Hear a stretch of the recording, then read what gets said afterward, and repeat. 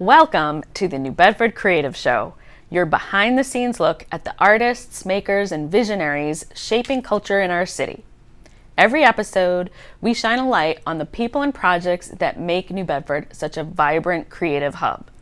But behind every performance, every mural, every community gathering, there's more than just talent and vision. There's also crucial support that helps make it all happen.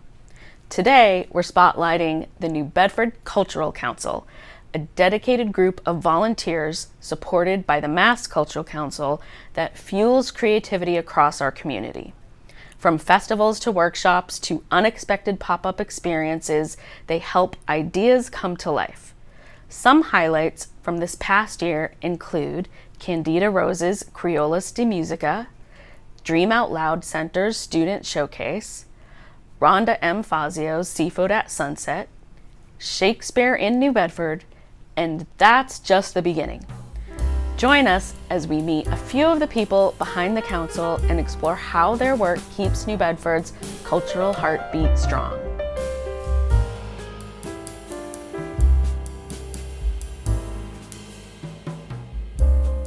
Hello everyone, my name is Margot Saulnier and I have the pleasure of being here in the historic Spinner Publications offices, and I'm with Corey Newfer, who is one of the co-chairs of the New Bedford Local Cultural Council. We are going to get into that. Thank you so much, Corey, for being here today. Thank you for the opportunity, Margot. This is awesome. You're welcome. So Mass Cultural Council, the Massachusetts Cultural Council, has one of the, if not the largest grassroots cultural funding system in the United States through the Local Cultural Council program. So every municipality, town, and city in Massachusetts has the opportunity to distribute funding for arts, culture, and other projects in their towns or cities. So here in New Bedford, where you have been involved for several years now, what does that look like for the city of New Bedford? Well, for this year, that meant almost 200 grants that we scored. It was 178 grants, which to contextualize that number, 5 years ago, during the first grant cycle that I was on as just a council member, we had 74 grants. So that shows this vibrancy and real, the metrics of that are very real. It's not just, oh, there's a lot of artists here, but we actually get to see this layer of organization where people, artists, historians, scientists, the museums, from individuals to the organizations, understand that there's this public money, that it's part of the social contract that the state and then the federal government has to support its local artists. How many of those applications were funded this past year? Maybe it was 91. Okay, so about half out of all of the applications. Has it always been that competitive, would you say, that you're funding about half of the programs that are people apply? Back in 2020, we actually had 74 people, and the maximum amount of monies you can request for has been stable that entire time, $4,000. So when my first year on the council, we actually had money to fully fund grants, and then we did, based on scores, partial funding. So we were able to fund everyone that scored high enough. And by scoring, I mean our score rubric is based on 2 sets of guidelines and priorities, and one of them is Mass Cultural Council formulated, and the other is based on surveys that we give out to the community. So they change over time based on every year a survey coming out. So every summer we have a survey that sits out and people answer that, and then we tweak the guidelines, and that's how what we use to inform our scoring rubric.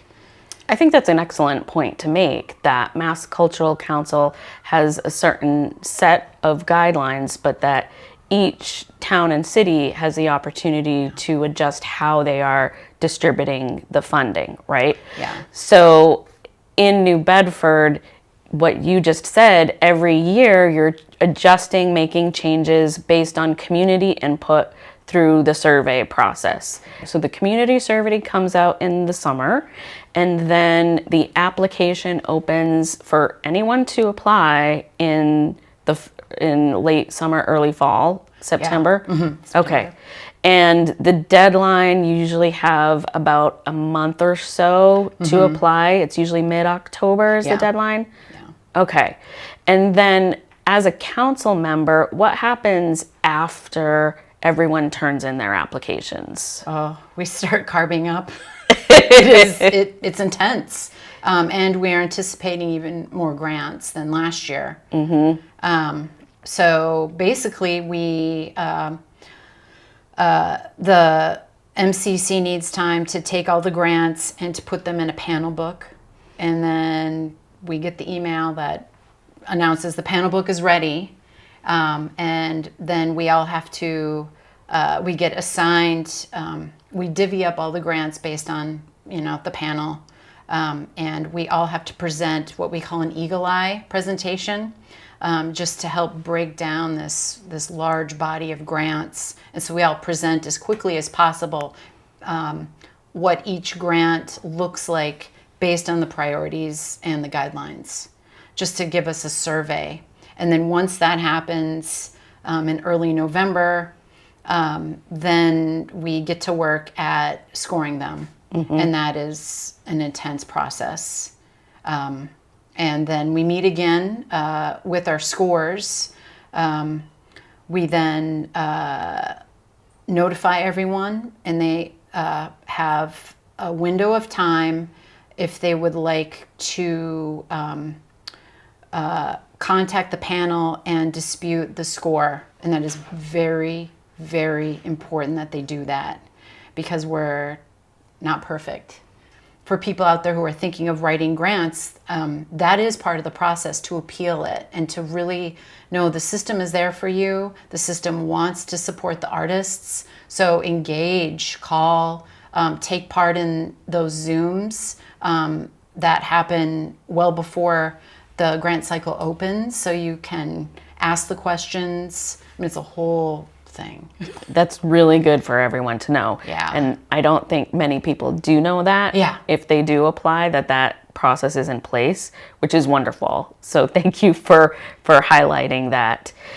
I want to get into some examples of projects that have been funded, and I would love to hear your background and your own personal experience with Cultural Council grants. So when I first moved here in the area in 2012 as a writer, I'd been a journalist in Chicago. I started writing for the South Coast Almanac, and one of my assignments was to interview Joe Thomas and his nephew Jay about Spinner Publications. So that's how I got involved with Spinner Publications, and it's also a historic society.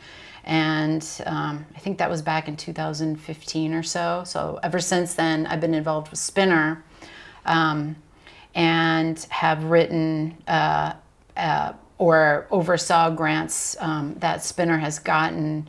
The Spinner has received, though, local cultural council grants, and then the predecessor to that, which were funded by the lottery, the arts lottery. So over 40 years, Spinner has received well over 60 MCC grants. Joe and I were thinking around 15 LCC grants. My time here has seen, I've been involved with, last year with the New Bedford Blubber. That's part of a Spinner organization offshoot that is focused on fiction writing and just servicing the local writers if they want to pick up editing jobs. They can do that through Spinner. And I think it was during 2022, we had received monies for a series of panel discussions on Paul Cuffey. So we held one at Gallery X and another one at the Wamsutta Club, and We had topic, the Gallery X panel discussion was involving Frederick Douglass. So that obviously is fascinating and wonderful anytime you can take these two bigger than life characters and, gather the locals to talk about that in a thoughtful way. And then the second one was on Cuffy as an entrepreneur. So we were able to bring in E for All along with historians, and that was at the Wamsutta Club. That was also just kind of sacred. Then Spinner, I've been involved with books that Spinner's gotten LCC funding for. So you were mentioning to me earlier that there's another project that you've been involved in that has received local cultural council funding, and that's the walking book tours with South Coast Almanac. And I would love to hear a little bit about that. And as a side note, everyone can apply. Like, if you live in New Bedford, you can apply to New Bedford Cultural Council grant. Yeah. But if you can also apply to other towns and cities across Massachusetts. Absolutely. You don't have to be a resident, right? So can you tell me a little bit about the walking book tour and how that's worked over the past few years? Yeah. This started almost immediately when Melissa Brigitte and I met each other, that we wanted to explore taking two of our favorite things, books and the South Coast, and seeing how we can play around with those in terms of a walking tour. Marlissa started the South Coast Almanac because she wanted to elevate the coverage that the South Coast gives and elevate writing. She wanted to make sure that the writers are paid enough, because she wasn't feeling like that profession was being honored in ways it should be. Mm-hmm. So as a writer, I immediately fell in love with that. I remember the first time I met her, I was doing a wine tasting at Westport Rivers, and she came in. I had done only one blog post on our website, and she read it. It was on a restaurant in Wareham, and she just thought it was Emma. Is it Emma's wood burning oven? Ella's wood burning oven. So I'd gone in there, and she was like, "Can you write about, So very quickly we came up with this idea, and our first walking book tour was actually a Spinner book, and that was by, it was called Blue Collars by Catherine McLaughlin. So our first walking book tour. Is it behind here? Oh, yeah, it is. Yeah.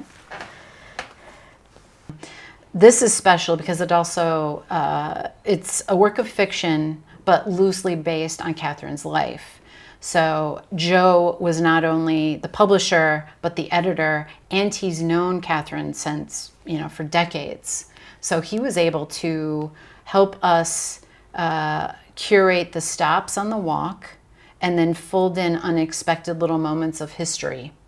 So we were able to walk on the south end. We started on Clark's Cove, and the police department there used to be a library, and Catherine has moments of this in the story.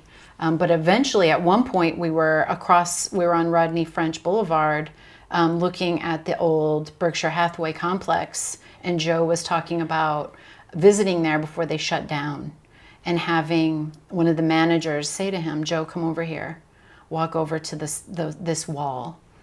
And Joe did, and he said, "Look down on the floor," and that's where Joe noticed that the floor wasn't attached to the walls, it was floating. And it allowed the looms to not destroy the integrity of the building with their vibration. Oh, that's incredible. It was incredible. Yeah. And this is an example. I don't know. Every book or every walk we do, and there's been over 20, has some sort of moment like that. Our last walk, which was in June, was on Life and Death of the Salt Marsh by John and Mildred Teal. And that allowed us to work with the Mattapoisett Land Conservancy, or Land Trust. And we had Kristen, who's the vice president of that, talk to us. She brought in a man named Oz, who for 25 years has been on a volunteer basis taking care of the trails. And then, this was amazing. It was a 2-mile hike to the swamp marsh where a member of he plays second violin of the New Bedford Symphony Orchestra. He was waiting with his violin to play a Bach fugue, along with talking about this programming the NBSO does. And that is a local cultural council grant funded, in part, program where they use the symphony to illustrate difficult notions in science for elementary school kids, servicing up to over 8,000 children, including, obviously, the elementary schools in New Bedford. So he walked us through quickly that program and then played to illustrate the complexity of the layers of an orchestra and the layers in a salt marsh, which ties back to New Bedford because it's over 70% of all fish have to spend some time in salt marshes during their larval stages or different stages of development. So protecting the salt marshes is much more important than you can imagine. So it's another example of what these walking book tours do. And that is just a few of the, over 90 projects that you funded just this year alone, and each one as interesting, engaging for everyone to enjoy. So I thank you so much for, telling us about the local cultural council in New Bedford, for all of your volunteer time and the amazing projects that you have been a part of over the years. Thank you, Corey. Thank you, Margot.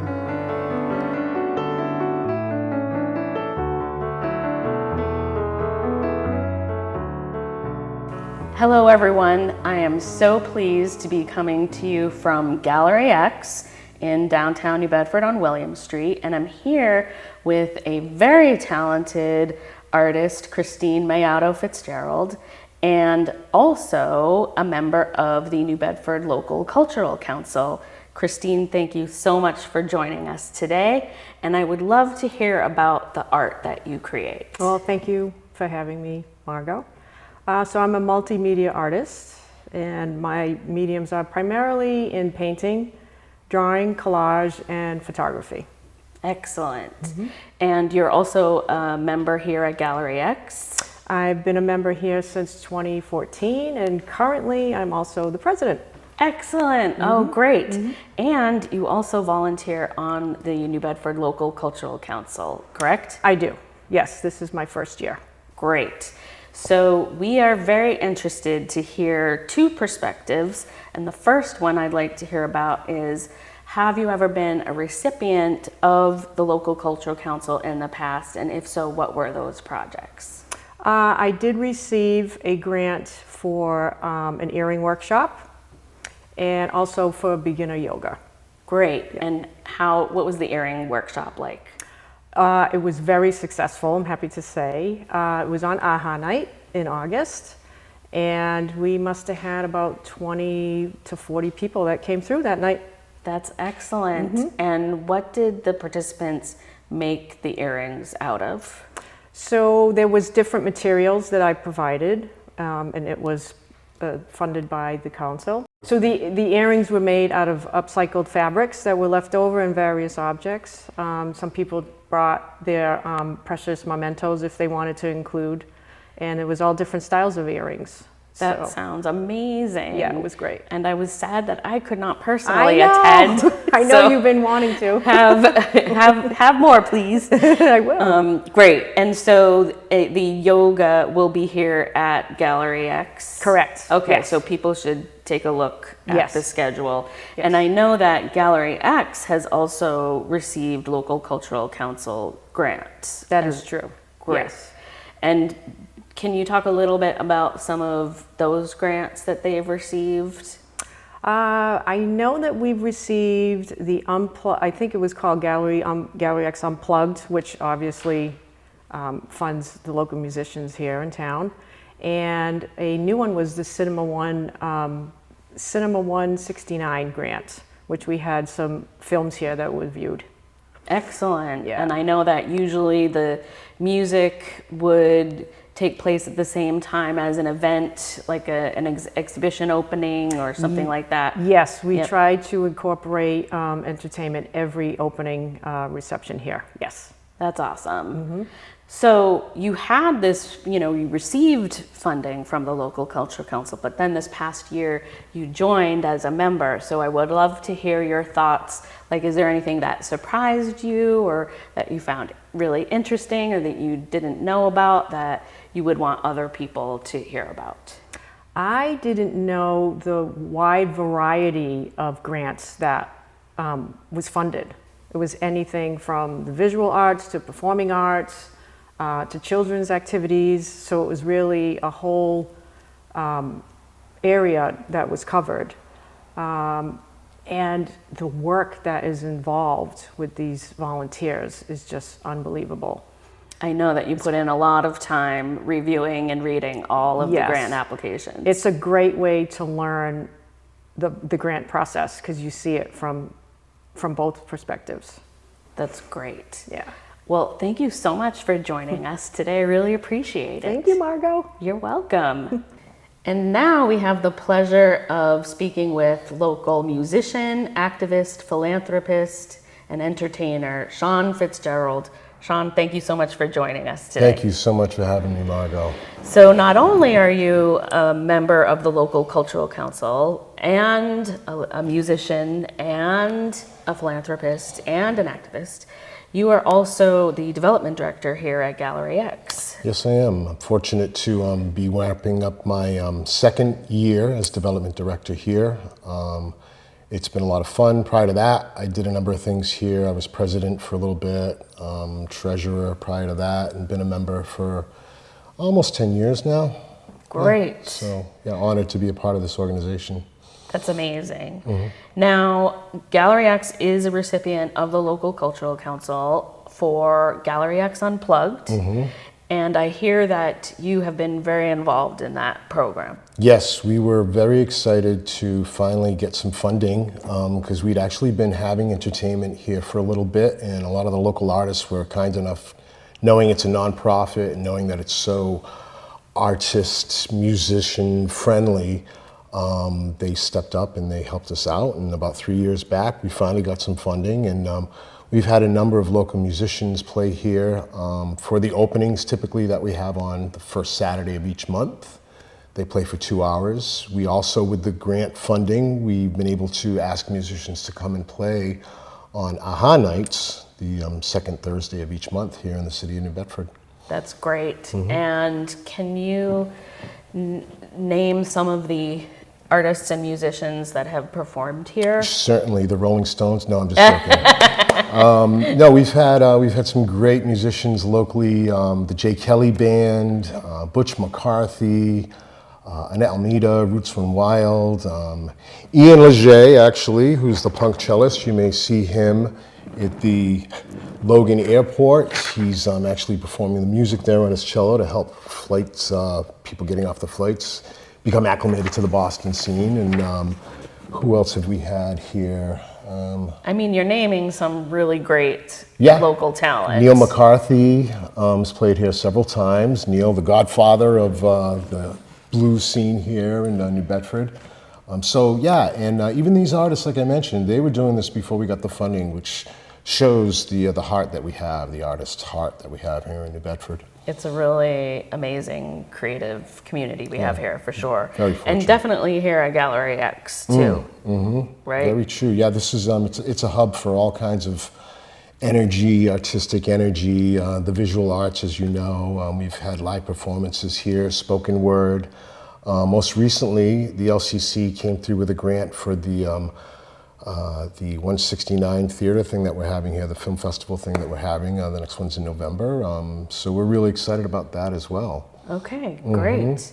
And you do have a movie screen upstairs in the gallery. Excellent. Yes, we do. Yeah, we have right now the next one. I don't know if I should give it away, but we've got the whole Touch show upstairs, and we're going to have the Dead Zone with Christopher Walken as the feature film for this month. So we're excited. Yeah. Very cool. Right. Yeah, I love it. So, as because now you've been through at least 1 year of being on the local cultural council, can you share some of your insights that you've seen, because you're on both sides now? Sure. So for me, I approached it as an educational journey, and it certainly was that. I didn't write any grants per se. I was part of grants that were written, for instance, for Gallery X that I already spoke about. And so I walked into it really wanting to learn the process. I'd taken a course on writing grants, but never actually having done it, I really wanted to see the behind the scenes workings and how the machine worked, not just the writing of it. And I was very surprised at how it went. There's a lot of work that goes into it. It's very rewarding, though, when you see these things come to fruition. You see the artists in the area on AHA nights. They're having earring workshops, and there's live entertainment taking place, and there's features for kids, and all different kinds of grants that I came into contact with. But I found that to be very rewarding, and it really gave me more of an inkling on how I do want to go about when I do write those very important grants. So I found that to be invaluable. Yeah, and I think the one thing to emphasize is that individual artists and community members and residents of New Bedford, as well as groups and a nonprofit like Gallery X, so arts, culture, and science nonprofit organizations, it really is for everyone to apply, correct? It really is. I saw all different ideas, all different walks of life. I saw serious consideration in all these grants too by the people that were writing it. And it was just a very powerful experience, one that I look forward to going through again. Great. Yeah, well, thank you so much for your service. I really appreciate it. Yeah, no, thank you for having us. And I encourage anybody to really take a look at it. And, I think that there are things that you get out of it, not just the educational aspect. We talk about community, and the people that I met, that I formed these relationships with, that are going to carry on in other ventures that we've already done outside of the LCC, and that we're going to do more. So that's another aspect of it I wanted to bring up as well. Great. And I should also say that the New Bedford Local Cultural Council is a local agency that's supported by Mass Cultural Council, a state agency. And along the way, did you learn about other programs that Mass Cultural Council has to offer for people? Yes, I found that the Mass Cultural Council has so many options of wide variety and range of different grants. In the past, they've had grants for music festivals. Moving forward, they're looking to do more like that, which I'm particularly very interested in. So I encourage everybody to really Google Mass Cultural Council and see what they have and see how you can get involved, because it's if you're not part of the process, I don't know, I'm trying to look for something. You want to be in the game, you don't really want to be watching it necessarily all the time. And for me, I think that's the whole fire of the journey. Yeah, I agree 100%. So Thanks. Thank you so much, Sean. Thank you, Margot. Thanks for having me. Appreciate it. No problem. Thank you. What you've seen today is just a glimpse of what the New Bedford Cultural Council makes possible. If you've got a big idea for a project, festival, or creative event, now is the perfect time to get involved. Apply for funding, support local artists, or simply show up and take part in the many programs happening around the city. Even consider becoming a council member yourself and get a say in which projects are funded and how creativity continues to grow here in New Bedford. Together, we can keep New Bedford's creative spirit alive and thriving. I'm Margot Saulnier, and this has been the New Bedford Creative Show. Thanks for watching, and we'll see you next time.